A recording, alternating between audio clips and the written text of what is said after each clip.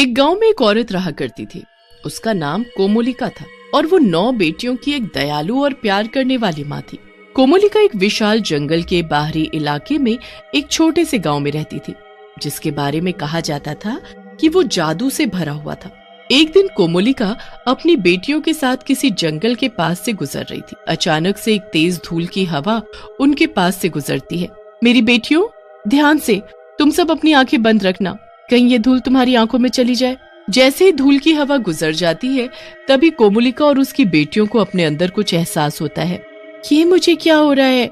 धूल की हवा गुजरने के बाद मुझे अपने अंदर बदलाव क्यों महसूस हो रहा है? कोमोलिका इस बदलाव को समझ जाती है। तुम सब घबराओ मत मेरी बच्चियों, प्रकृति ने हम पर एहसान किया है, क्योंकि हम इस जादुई जंगल की तरफ से गुजरे, हमारे अंदर विशेष शक्तियां आ गई। हाँ माँ, तुमने सही कहा। तभी अचानक से दिव्या अपने जादू से बारिश ले आती है और फिर आसमान से बर्फ गिरने लगती है। ठीक है, अपनी शक्ति का ठीक से इस्तेमाल करो और इस मौसम को वैसा ही करो जैसा पहले था। कुछ ही देर बाद वहाँ पर एक शेर गुर्राता है। अरे नहीं, इससे पहले कि ये शेर हम पर हमला करे, हमें यहाँ से जल्दी निकलना होगा। तभी वो शेर उनके सामने आ जाता है। माँ, आप घबराओ नहीं, मैं इसे अपनी शक्तियों से हरा सकती हूँ। तभी श्रद्धा अपने जादू से उस शेर को एक चूहे में बदल देती है। ऐसे ही कुछ दिनों तक वो सब अपनी नई क्षमताओं से बहुत खुश हुए। उन्होंने अपना दिन जंगल की खोज और अपनी शक्तियों के साथ प्रयोग करने में बिताया। लेकिन जैसे जैसे समय बीतता गया, वो गांव के बाकी हिस्सों से अलग थलग महसूस करने लगे। गांव वाले उनके जादू से डर गए थे और उन्हें भगाना शुरू कर दिया था। अच्छा हुआ कि ये लोग खुद ही यहाँ से भाग गए, वरना मैं इन्हें मारकर खा जाती। अब ये इलाका मेरा है। कोमोलिका एक दिन उसी जंगल के पास भटक रही थी, तभी उसे एक गुफा मिलती है। ये गुफा के बारे में तो मैंने कभी नहीं सुना। जरूर इसके अंदर कुछ राज छुपा होगा। कोमोलिका गुफा के अंदर जाती है तो देखती है कि वहाँ पर बहुत सी किताबें पड़ी होती हैं, जिसमें कई सारे जादू करने के तरीके लिखे हुए थे। अच्छा, तो ये वो जगह है जहाँ बाकी सारी चुड़ैलें आकर अपने जादू को और मजबूत करती हैं। अब मैं भी इन किताबों में लिखे सारे जादू सीखकर इस दुनिया की सबसे ताकतवर और सबसे शक्तिशाली चुड़ैल बन जाऊंगी। कोमोलिका कुछ ही महीनों में उन सारे जादू का अध्ययन करके उनमें माहिर हो जाती है। कोमोलिका कुछ जादू के तरीके अपनी बेटियों को भी सिखा देती है, जिससे वो और ताकतवर हो जाती हैं। एक दिन कोमोलिका की सारी बेटियां आपस में बहस कर रही होती हैं, क्योंकि उन सभी के पास अलग अलग तरीके की जादुई शक्तियां थी। इसलिए उन सब के बीच में ईर्ष्या और नफरत की भावना आने लगी। क्योंकि मैं हवा में उड़कर कहीं भी किसी भी देश जा सकती हूँ, इसलिए मैं तुम सबसे ज्यादा शक्तिशाली हूँ। नहीं, मैं कभी भी अपने जादू से मौसम बदल सकती हूँ, इसीलिए मैं सबसे ज्यादा शक्तिशाली हूँ। तुम सब तो सिर्फ शोखियाँ मार रही हो। उस दिन देखा नहीं था कैसे मैंने तुम सबको शेर से बचाया था, उसको चूहा बनाकर। मेरा जादू सबसे ज्यादा मददगार है। तो ठीक है, फिर आज फैसला कर ही लेते हैं। आज हम खुले मैदान में जाते हैं और मुकाबला करते हैं। जो जीता वो सबसे ज्यादा शक्तिशाली होगा। कोमोलिका की सभी बेटियां खुले मैदान में पहुंचती हैं और एक दूसरे को हराने के चक्कर में सब जगह उथल पुथल कर देती हैं। कोमोलिका को जैसे ही ये बात का पता चलता है, वैसे ही वो उनके पास पहुंचती है और उनको मुकाबला करने से रोकने लगती है। तुम सब रुक जाओ। सभी लड़कियां शांत हो जाती हैं।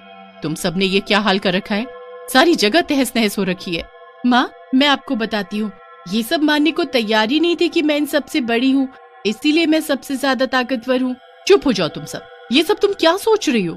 तुम सब सगी बहनें हो और तुम लड़ रही हो। कोई ज्यादा शक्तिशाली नहीं है, तुम सब बराबर हो। तुम सब साथ में ही अच्छे हो, समझी? सारी बहनें कोमोलिका की बात समझ जाती हैं। कुछ दिनों बाद उस इलाके में एक काला जादूगर आ जाता है।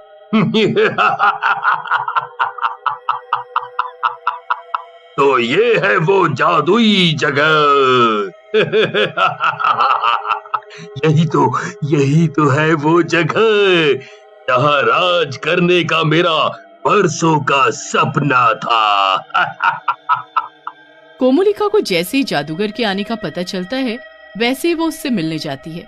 तुम कौन हो और तुम यहाँ क्या कर रहे हो? ओह, तो तुम हो कोमोलिका, वो नई चुड़ैल जिसके बारे में पूरा शहर चर्चा कर रहा है। तुम जो भी हो, यहाँ से अभी के अभी दफा हो जाओ, क्योंकि ये इलाका मेरा है। ओह, बहुत अफसोस हुआ ये सुनकर कि तुम मेरे बारे में नहीं जानती। चलो, कोई बात नहीं। मैं तुम्हें खुद अपने बारे में बता देता हूँ।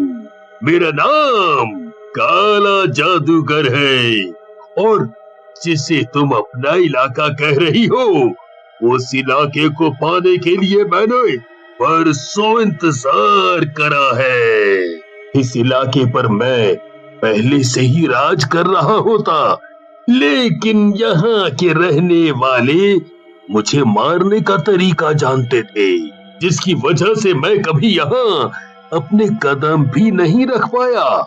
लेकिन अब मैं मौका हाथ से जाने नहीं दूंगा। अब एक मैं ही हूँ जो यहाँ राज करूंगा और कोई नहीं। मैं तुम्हें यहाँ राज नहीं करने दूंगी, ये इलाका मेरा है।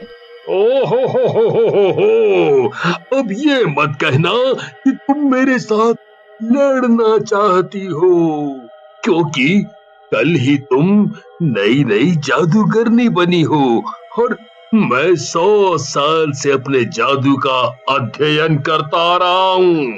तुम हार जाओगी। मैं तुम्हें यहाँ राज नहीं करने दूंगी, ये इलाका मेरा है। मैं तुमसे नहीं डरती, तुम्हारे अंदर अगर हिम्मत है तो मुझसे लड़ो। काले जादूगर और कोमोलिका के बीच में बहुत ही भयानक युद्ध हो रहा होता है। हालांकि कोमोलिका ताकतवर चुड़ैल थी और उसने अपने जादू का अध्ययन किया था, लेकिन काला जादूगर कोमोलिका से ज्यादा शक्तिशाली था। काला जादूगर अपनी शक्ति से कोमोलिका को मारकर बेहोश कर देता है। अभी तो मैं यहाँ से जा रहा हूँ, लेकिन मैं वापस आऊंगा। आखिरकार अब ये जगह मेरी है। पूरी शाम बीत जाती है, लेकिन बेटियों को अपनी माँ का कुछ पता नहीं होता है। कितनी देर हो गई, माँ नहीं आई। हाँ, तुम सही कह रही हो, अब तक तो उन्हें आ जाना चाहिए था। अब हम हाथ पर हाथ रखकर नहीं बैठ सकते, हमें अभी इसी वक्त माँ को ढूंढने जाना होगा। सारी लड़कियाँ अपनी माँ को ढूंढने निकल जाती हैं। सुनो सब, मुझे माँ मिल गई। अरे, माँ तो बेहोश है, लेकिन ये हाल किया किसने? हमें माँ को जल्दी घर ले जाना होगा। कोमोलिका को घर लाने के बाद सारी लड़कियाँ एक साथ अपने जादू से अपनी माँ को होश में ले आती हैं। काला जादूगर, काला जादूगर, काला जादूगर, ये काला जादूगर कौन है? माँ, आप ठीक से बताएं कि ये काला जादूगर कौन है और किसने आपकी ये हालत की है? मेरी ये हालत काले जादूगर ने ही की है। वो बहुत शक्तिशाली जादूगर है, उसके सामने मेरी शक्तियाँ भी नहीं टिक पाई। लेकिन वो यहाँ कर क्या रहा है? कोमोलिका अपनी बेटियों को सब बात बता देती है। मेरी बेटियों, अब तुम सबको एकजुट होकर रहना होगा। काला जादूगर ने मुझे भी हरा दिया, तो सोचो वो कितना ताकतवर है। लेकिन हम सब उसे हराएंगे कैसे? मुझे काले जादूगर ने बताया था कि उसे मारने का तरीका यहाँ के रहने वालों को पता है। यकीनन ये तरीका भी उस गुफा में रखी किसी किताब में होगा। ठीक है, तो हम सब अभी जाते हैं और वो तरीका ढूंढ कर आते हैं। कोमोलिका की सारी बेटियां उसी गुफा की तरफ निकल पड़ती है। हमें बहुत अच्छे से छानबीन करनी पड़ेगी। हाँ, इससे पहले कि वो काला जादूगर यहाँ अटक के, हमें जल्द ही वो तरीका ढूंढना पड़ेगा। सारी की सारी लड़कियां जब गुफा में तरीका ढूंढ रही थी, तब काला जादूगर वहाँ आ जाता है। सारी लड़कियां काला जादूगर को देखकर घबरा जाती हैं। अब हमें घबराना नहीं है, अब हमें एक साथ खड़ा होना है और उससे लड़ना है, चाहे कोई भी कीमत क्यों न चुकानी पड़े। आसमान में अंधेरा था और हवा जादू की गंध से घनी थी। उनकी नजरें अपने दुश्मन पर टिकी थी। तुम मूर्ख लड़कियों को क्या लगता है कि तुम मुझे हरा सकती हो? लेकिन बेटियां टस से मस नहीं हुई। बेटियों ने जादूगर पर जादू के बाद जादू फेंका, लेकिन वो उनके हमलों को चकमा देने और उनका मुकाबला करने में समान रूप से माहिर था। लेकिन तभी उन 9 बहनों में से एक बहन गुफा की तरफ काले जादूगर को मारने का तरीका ढूंढने लगती है। सुनो सब बहनों, मुझे तरीका मिल चुका है। दिव्या, तुम ही इससे निपट सकती हो। तुम अपने जादू से मौसम बदल दो और बारिश करवा दो, क्योंकि काले जादूगर को सिर्फ पानी ही मार सकता है।